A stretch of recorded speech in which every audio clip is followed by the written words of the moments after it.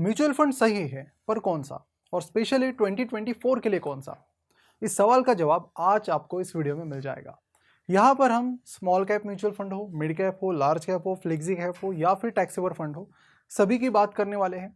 जो भी mutual fund schemes आज निकल कर आने वाली हैं, उसमें से एक स्कीम ऐसी है जो आप में से कई सारे लोगों को पता है। अगर आपको भी लगता है कि वो स्कीम आज हम मेंशन करने वाले हैं तो उसका नाम अभी कमेंट में लिख दीजिए। और फिर कई सारे स्कीम्स के नाम ऐसे हैं जो आपको भी सरप्राइज कर देंगे। तो इस वीडियो को आप लास्ट तक जरूर देखिए, क्योंकि इस वीडियो को देखने के बाद 2024 में और कोई म्यूचुअल फंड वीडियो देखने की आपको जरूरत ही नहीं पड़ेगी। देखिए, जैसे कि आप में से कई सारे लोगों को पता होगा कि हमारा एक म्यूचुअल फंड प्लेटफॉर्म है कॉर्पोरेट्स के लिए, बिजनेसेस के लिए, जहां पर हम बिजनेसेस का फंड मैनेज करते हैं। तो उस रिलेटेड कई सारी क्वेरीज आ रही थी रिटेल इन्वेस्टर से कि आप रिटेल इन्वेस्टर्स के लिए भी कुछ कीजिए, और इसी के चलते एक प्लान है कि चलिए एक वीडियो बनाते हैं इस तरह का कि जिससे आपकी सारी क्वेरीज दूर हो जाएगी और बड़े आसानी से सारी चीज़ें आपको पता चल जाएगी म्यूचुअल फंड के बारे में। नमस्कार, मैं प्रसाद आपका आज के इस वीडियो में स्वागत करता हूँ। शुरुआत करते हैं मिड कैप म्यूचुअल फंड से। इस पर्टिकुलरली मिड कैप और स्मॉल कैप कैटेगरी में जब हमने एनालिसिस करना शुरू किया तो हमें कुछ ऐसे शॉकिंग चीज़ें पता चली जो आपको भी आज शॉक कर देगी। देखिए, मिड कैप म्यूचुअल फंड में तो पहला म्यूचुअल फंड है ICICI Prudential mid cap fund.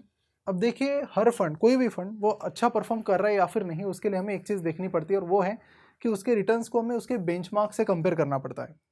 तो यहाँ पर जो ICICI Prudential mid cap fund है, ये उसके रिटर्न है 1 साल का, 3 साल का, 5 साल का और 10 साल का।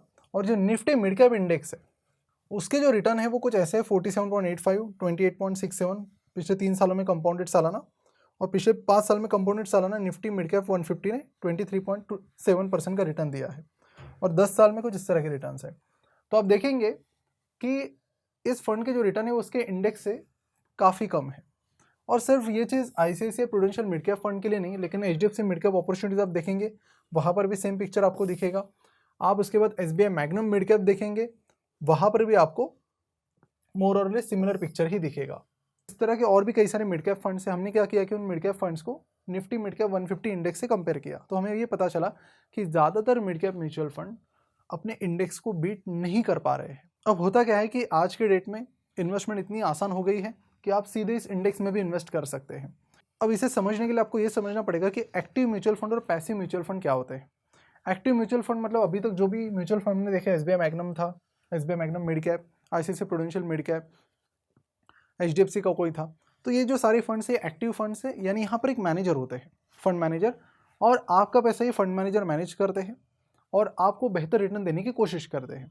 अब ये क्या है ना, जो एक्टिव म्यूचुअल फंड है वहाँ पर फंड मैनेजर है, उनकी टीम इन्वॉल्व है, इसीलिए आपको एक फीस इनको देनी पड़ती है जिसे कहते हैं एक्सपेंस रेशो। तो एक्टिव म्यूचुअल फंड के लिए जो एक्सपेंस रेशो होता है वो पैसिव के कंपेरेटिवली ज़्यादा होता है। अब पैसिव म्यूचुअल फंड में क्या होता है कि कोई फंड मैनेजर नहीं होता है। उसका काम क्या है कि मान लीजिए निफ्टी मिड कैप 150 का कोई इंडेक्स फंड है, जैसे कि ये Nippon India Nifty mid cap 150 index fund, ये एक इंडेक्स फंड है। तो ये जो इंडेक्स फंड है इसका कोई फंड मैनेजर नहीं है, कोई नहीं। बस इनको क्या करना है कि जो भी शेयर्स निफ्टी मिड कैप 150 में, जो 150 शेयर्स हैं उनमें ये ब्लाइंडली इन्वेस्ट कर देते हैं जैसा वेटेज इस इंडेक्स में है उसके अनुसार, और फिर कोशिश करते हैं कि जो रिटर्न ये इंडेक्स देगा वैसे ही रिटर्न आपको देने का। तो अगर आप देखेंगे निफ्टी मिड कैप 150 ने पिछले 1 साल में 47.85% का रिटर्न दिया है, तो इस इंडेक्स फंड ने, जो कि एक पैसिव फंड है, उसने 46.79% का रिटर्न दिया है। 2 साल की बात करेंगे तो लगभग आप देखेंगे तो थोड़ा 1-8% का फर्क होता है। इसे क्या कहते हैं? इसे कहते हैं ट्रैकिंग एरर। कई सारे इंडेक्स फंड जब ट्रैक करने लगते हैं इंडेक्स को तो थोड़ा बहुत एरर होता है, उसे ट्रैकिंग एरर कहते हैं। तो जब भी कोई इंडेक्स म्यूचुअल फंड आप देखेंगे, इंडेक्स फंड, तो आपको ट्रैकिंग एरर ज़रूर चेक करना है। वो कहाँ पे आप चेक करेंगे? तो अगर आप सिंपली टिकर tape mutual fund screener search करेंगे तो ये स्क्रीनर आपको मिल जाएगा। यहाँ पर सबसे पहले आपको इक्विटी में जाना है, उसमें आप इंडेक्स फंड पर क्लिक कीजिए। इंडेक्स फंड पर क्लिक करने के बाद फिर आप यहाँ पर और नीचे आइए। नीचे आने के बाद ऐड फिल्टर का ऑप्शन आपको मिलेगा, इसमें जाइए और ऐड फिल्टर में आप नाम टाइप कीजिए ट्रैकिंग एरर। तो ट्रैकिंग एरर आपने सर्च कर लिया, इस पर हमने क्लिक कर लिया, तो यहाँ पर आपको एंड में ट्रैकिंग एरर मिल जाएगा। तो अब देखिए, अभी इस टेबल को आप देखेंगे तो ये कुछ इस तरह बना हुआ है कि ट्रैकिंग एरर सबसे कम से लेकर जो नीचे रहेंगे उसमें ट्रैकिंग एरर सबसे ज़्यादा, जो टॉप में है उसका ट्रैकिंग एरर सबसे कम, जो सबसे बॉटम में उसका ट्रैकिंग एरर सबसे ज़्यादा। तो ट्रैकिंग एरर जितना कम उतना बेहतर, जितना ज़्यादा उतना अच्छा नहीं। तो आपको यही कोशिश करनी है कि ट्रैकिंग एरर कम हो। और क्योंकि इंडेक्स फंड में कोई फंड मैनेजर नहीं है, इसलिए यहाँ पर जो एक्सपेंस रेशियो होता है वो कम होता है। एक्सपेंस रेशियो आप देख सकते हैं 0.2, 0.3, 0.4 इस तरह से, यानी 0.5 के नीचे ही आपको मिलेगा। वहीं पर एक्टिव म्यूचुअल फंड में जनरली जो एक्सपेंस रेशियो होता है वो 1% के करीब होता है, कभी कभार काफ़ी ज़्यादा भी होता है 1.25, 1.35% तक, लेकिन ऑन एन एवरेज 1% के करीब होता है। तो ट्रैकिंग एरर और एक्सपेंस रेशियो कहाँ पर चेक करने, कैसे चेक करने, वो आपको समझ में आ गया। यहाँ पर हम फिर से बाद में आएंगे, अभी हम फिर से अपने करंट टॉपिक पर आते हैं। तो इन मिड कैप कैटेगरी मुझे ये लगता है कि सीधा मिड कैप इंडेक्स में ही इन्वेस्ट करना बेहतर रहेगा, क्योंकि कई सारे जो mid cap active mutual funds है वो बीट नहीं कर पा रहे, तो बीट नहीं कर पा रहे तो बेटर है कि आप इंडेक्स फंड में इन्वेस्ट कर सकते हैं, वहाँ पर आपको एक्सपेंस रेशियो भी कम लगेगा। तो अब सवाल आता है कि कौन सा ले मिड कैप कैटेगरी में। तो इस टेबल के अनुसार अगर हम यहाँ पर जो रैंकिंग है उसके अनुसार अगर मिड कैप 150 सर्च करें, देखें इसमें, तो मिड कैप 150 पहले मोतीलाल ओसवाल का आता है, उसका एक्सपेंस रेशियो 0.3 है। फिर निप्पॉन इंडिया का भी है, उसका भी 0.3 है। दोनों का, इसका जो ट्रैकिंग एरर है मोतीलाल ओसवाल का वो कम है, तो आप इन दोनों में से कोई भी एक कंसिडर कर सकते हैं। तो मिड कैप हमारा क्लियर हो गया। अब बढ़ते हैं लार्ज कैप की तरफ। अब देखिए वीडियो के एंड में मैं आपको ये भी बताऊंगा कि आपके एज के अनुसार कितना आपका अलोकेशन मिड कैप के लिए होना चाहिए, लार्ज कैप के लिए होना चाहिए, वो भी मैं समझा दूंगा, तो उसकी भी चिंता मत कीजिए। अभी बस ये समझ लीजिए कि कौन कौन सी कैटेगरी में किस किस तरह के बेस्ट परफॉर्मर्स है।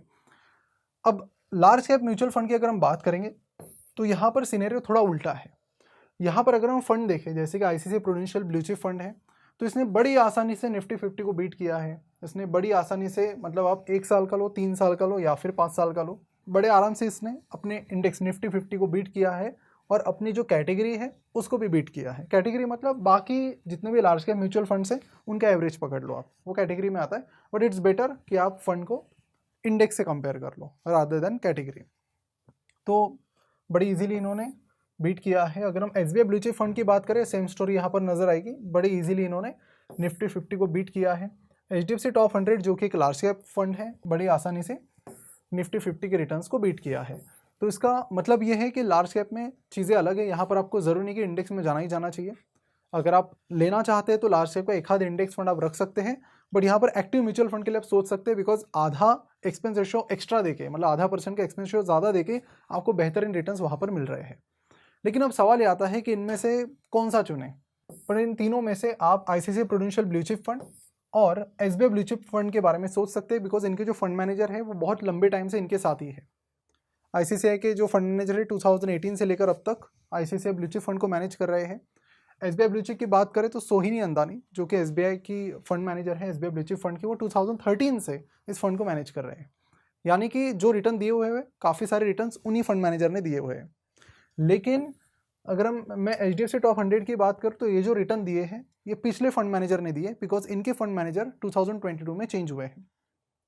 तो नए फंड मैनेजर किस तरह के रिटर्न देंगे इसे देखना पड़ेगा आपको पहले, फिर इन्वेस्ट करना पड़ेगा। तो ये चीज़ आप ज़रूर समझ लीजिए कि कोई भी म्यूचुअल फंड है, पास्ट रिटर्न्स देखते टाइम आपको ये भी देखना है कि कौन से फंड मैनेजर ने वो रिटर्न दिए। कई बार होता है कि पास्ट रिटर्न देखकर हम उस म्यूचुअल फंड में एंटर तो कर लेते हैं, लेकिन बाद में ये होता है कि पता चलता है कि फंड मैनेजर तो बदल गए, अब नए फंड मैनेजर आए हैं। तो इससे ज़रूर फ़र्क पड़ेगा, बिकॉज इसमें जो सारा गेम है एक्स्ट्रा रिटर्न्स आपको देने का, ये सारा फंड मैनेजर पर डिपेंड करता है कि कौन है। तो इसीलिए ये चीज़ आप ज़रूर ध्यान में रखिए कि जिस किसी म्यूचुअल फंड स्कीम में आप इन्वेस्ट कर रहे हो उसमें आप ये ज़रूर देखिए कि जो पास्ट के रिटर्न्स हैं वो जिस फंड मैनेजर ने दिए हैं वो अभी भी है कि नहीं। ठीक है, तो कोई बेहतर रहेगा कि जो फंड मैनेजर है वो 2018-19 या उससे पहले से फंड से जुड़े हुए हैं। अगर बाद से है तो आपको थोड़ा वेट करना पड़ेगा और रिटर्न्स को और थोड़े टाइम के लिए ऑब्जर्व करना पड़ेगा। अभी आप सोचेंगे कि जो डेटा हमने लाया है ये आप कहाँ ढूंढ सकते हैं। तो देखिए वैल्यू रिसर्च ऑनलाइन, ये एक वेबसाइट है valueresearchonline.com, यहाँ पर आपको ये डेटा मिल जाएगा। साथ ही एंजल वन और अपस्टॉक्स के ऐप में से भी आप इस डेटा को फेच कर सकते हैं किसी भी म्यूचुअल फंड को सर्च करके। और रही बात म्यूचुअल फंड में इन्वेस्ट करने की, तो ये दोनों भी प्लेटफॉर्म आपको डायरेक्ट प्लान्स प्रोवाइड करते हैं।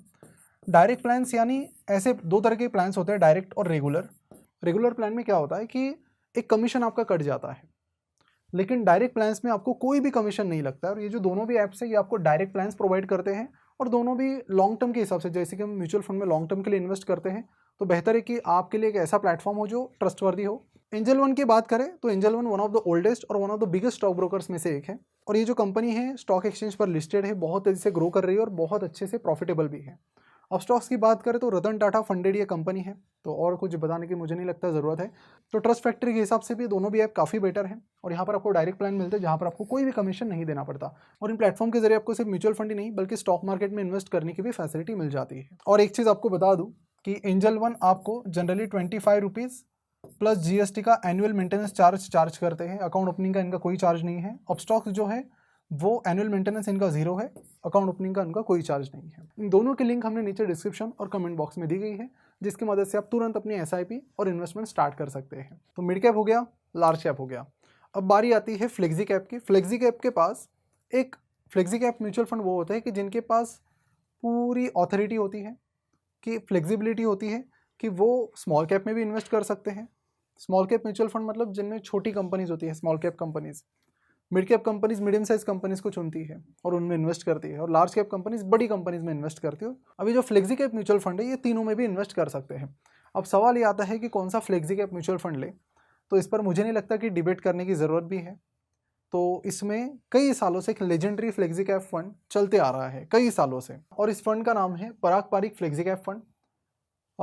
मिस्टर राजीव ठक्कर इस फंड को मैनेज कर और बहुत लंबे टाइम से मैनेज कर रहे हैं। और यहाँ पर भी आप देख सकते हैं कि इस फंड ने हिस्टोरिकली बड़ी आसानी से अपने जो इंडेक्स है निफ्टी 500 उसको बीट किया है। फ्लेक्सी कैप में और भी कई सारे फंड्स आए हैं, बट उनके जो फंड मैनेजर है वो रिलेटिवली थोड़े नए हैं। मिस्टर राजीव ठक्कर 2013 से, पिछले 10 सालों से ज़्यादा टाइम उनको हुआ है इस फंड को मैनेज करते हुए। और इस पराग पारिक म्यूचुअल फंड की खास बात यह है कि इनके पास गिने चुने 3-4 ही स्कीम्स हैं, वही वो चलाते हैं। ज़्यादा मतलब क्योंकि म्यूचुअल फंड जो इंडस्ट्री वो बहुत तेज़ी से ग्रो कर रही है, तो कई सारी एएमसीज ने फटाफट, जो एसेट मैनेजमेंट कंपनीज, उन्होंने फटाफट नई नई स्कीम्स लॉन्च करना शुरू किया। बट पराग पारिक जनरली उन चीज़ों से दूर रहता है। They focus on 1 2 3 4 things and which is a very good thing for them also, और उनके इन्वेस्टर्स के लिए भी। तो इसलिए फ्लेक्सी कैप में you can think about Parag Parikh flexi cap fund.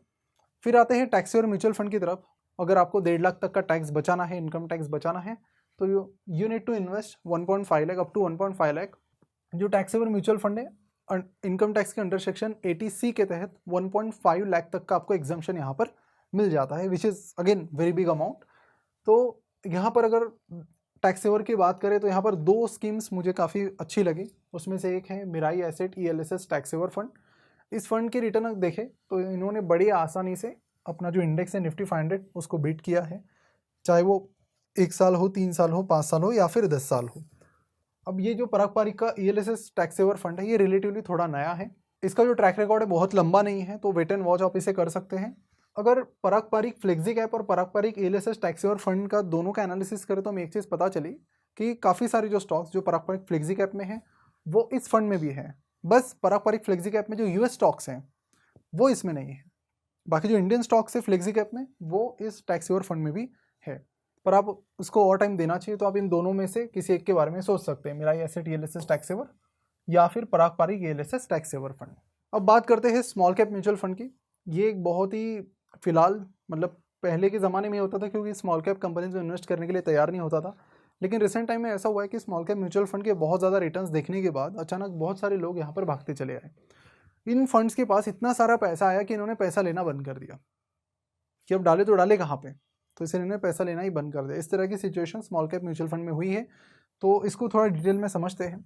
Small cap mutual fund में पहला एग्जांपल लेंगे Nippon India small cap fund का, जिसने बहुत ही आसानी से अपना जो निफ्टी स्मॉल कैप 250 इंडेक्स है उसे बीट किया है 3 साल में, 5 साल में। 1 साल में नहीं बीट कर पाया। अगर हम टाटा स्मॉल कैप फंड की बात करें तो इसने भी बड़ी आसानी से जो निफ्टी स्मॉल कैप 250 उसे बीट किया है। और ICICI prudential small cap fund की बात करें तो उसने भी बड़ी आसानी से अपना जो इंडेक्स है इसे बीट किया है। तो स्मॉल कैप कैटेगरी में कई सारे ऐसे म्यूचुअल फंड स्कीम्स हैं जिन्होंने बड़ी आसानी से निफ्टी स्मॉल कैप 250 को बीट किया है। लेकिन अगेन इसमें मेरी चॉइस यही रहेगी कि आप उस स्मॉल कैप म्यूचुअल फंड के साथ जाएं जहां पर फंड मैनेजर लंबे टाइम से उनके साथ है। तो यहाँ पर मैं निप्पॉन की बात करूँ तो निप्पॉन के जो फंड मैनेजर है समीर रज 2017-18 से इस फंड को मैनेज कर रहे हैं। बाकी जो फंड मैनेजर हैं स्मॉल कैप के वो रिलेटिवली थोड़े नए आए हैं। तो एक और इंटरेस्टिंग म्यूचुअल फंड है जिसकी बात हम करना अवॉइड ही नहीं कर सकते, और इसका नाम है quant mutual fund, quant small cap mutual fund. अभी quant small cap mutual fund की बात करें तो ये 4 इस फंड के मैनेजर्स है, फंड मैनेजर। यहाँ पर अभी जो रिटर्न्स है, आप ऊपर का छोड़ दीजिए, आप 2020 से इनके रिटर्न्स देखेंगे ना, इंडेक्स ने 20% दिया है, इन्होंने 76, इंडेक्स ने 32 दिया, इन्होंने 91 दिया है, इंडेक्स ने 2% दिया, इन्होंने 11 दिया, और इंडेक्स ने 26 दिया और इन्होंने 48 दिया। बहुत ज़्यादा गैप है, बहुत एक्स्ट्रॉर्डनरीली बीट किया है।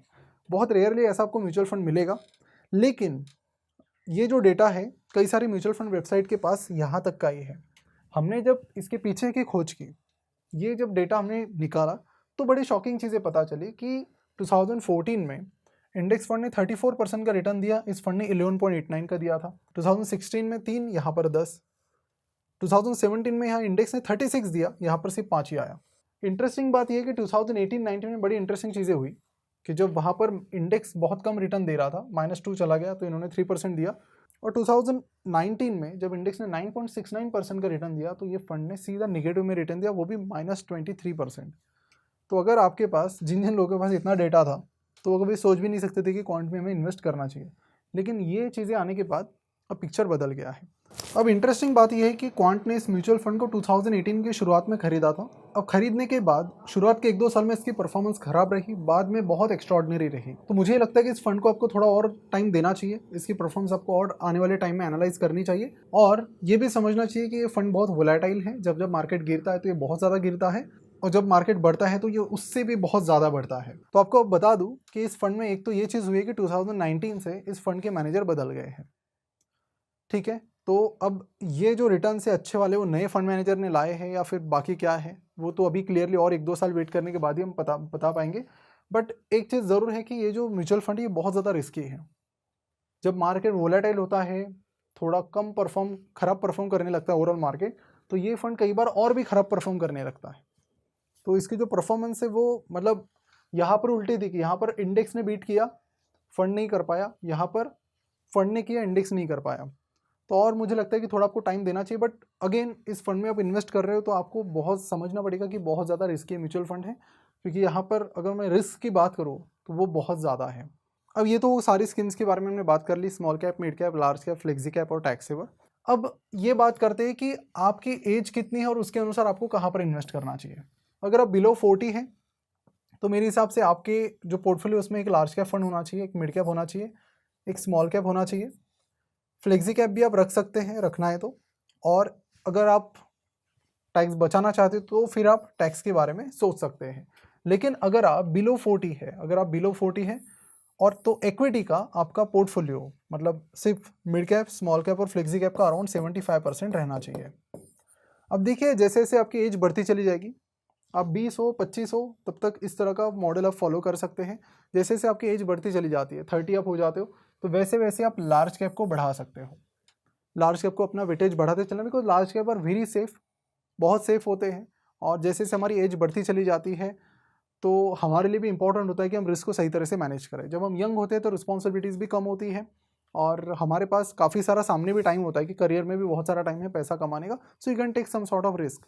बट जैसे जैसे एज बढ़ती चली जाएगी, जैसे आप अबव 40 चले जाएंगे, तो आपका मेन एक्सपोजर फिर लार्ज कैप पर आना चाहिए। और अगर आप उसमें भी अबव 40 में थोड़ी रिस्क लेना चाहते हैं तो लार्ज और मिड कैप के बारे में आप सोच सकते हैं। और अब फिर अबव 40 आपका 70 to 75% आप यहाँ पर रखिए, और बाकी बचा हुआ स्मॉल कैप को तो आप अवॉइड ही करना है अगर आप अबव 40 है तो, because small caps are very risky. अभी रिटर्न्स अच्छे दिख रहे हैं बट वो कभी कभी 5-5, 6-6 साल दबे पड़े रहते हैं और फिर वो पूरा टाइम खराब रिजल्ट्स और पूरा पोर्टफोलियो आपका नेगेटिव में दिखता है इनके कारण। तो ये वही है कि यंग लोगों के लिए सही है कि दे कैन वेट, बट अगर आप अबव 40 है तो इट्स बेटर कि आप स्मॉल कैप अवॉइड ही करो और फिर बाकी जो बचा हुआ पोर्टफोलियो वो आप फ्लेक्सी कैप में, और टैक्स बचाना है तो फिर टैक्स सेवर में इन्वेस्ट कर सकते हैं। तो इस तरह का आई थिंक आपका एक पोर्टफोलियो एलोकेशन होना चाहिए, और ये सिंपल है। जैसे जैसे फिर आपकी एज बढ़ती चली जाएगी, चाहे तो आप और ज़्यादा पैसा लार्ज कैप और मिड कैप की तरफ कॉन्सेंट्रेट कर सकते हैं, और यहाँ पर भी आपकी एज बढ़ती चली जाएगी तो आपको लार्ज कैप की तरफ ज़्यादा बढ़ाना है, बिकॉज वो कम रिस्की है। तो इस तरह से आप सिंपली रिस्क मैनेजमेंट करेंगे तो आपका एक अच्छा सा पोर्टफोलियो बनकर रेडी हो जाएगा। तो आशा करता हूँ कि ये वीडियो आपको बहुत हेल्प करेगा। इसे अपने ज़रूर सारे दोस्तों के साथ भी शेयर कीजिए, ताकि सिर्फ वो रिटर्न देखकर ही इन्वेस्ट ना करें। ये सारी चीज़ें भी हमें देखनी है कि वो जो फंड है कौन से फंड मैनेजर ने उसका रिटर्न दिया है, और वहाँ पर एक्टिव उस पर्टिकुलर कैटेगरी में एक्टिव म्यूचुअल फंड जैसे मिड कैप में हमने देखा, तो it's better to go with index fund rather than active mid cap mutual fund. तो ये सारी चीज़ें उन्हें भी समझ में आएगी। और वीडियो कैसा लगा नीचे कमेंट करके ज़रूर बताइए। और इसी तरह के वीडियोस के लिए चैनल को ज़रूर सब्सक्राइब कीजिए और बेल आइकन पर भी क्लिक कीजिए। तो जाते जाते एंजल वन और अपस्टॉक्स को भी ज़रूर चेकआउट कीजिए, जहाँ पर आप म्यूचुअल फंड को सर्च कर सकते हैं, उन्हें एनालाइज कर सकते हैं और वहीं से उनमें इन्वेस्ट भी कर सकते हैं, और दोनों भी काफ़ी ट्रस्टवर्दी प्लेटफॉर्म्स हैं।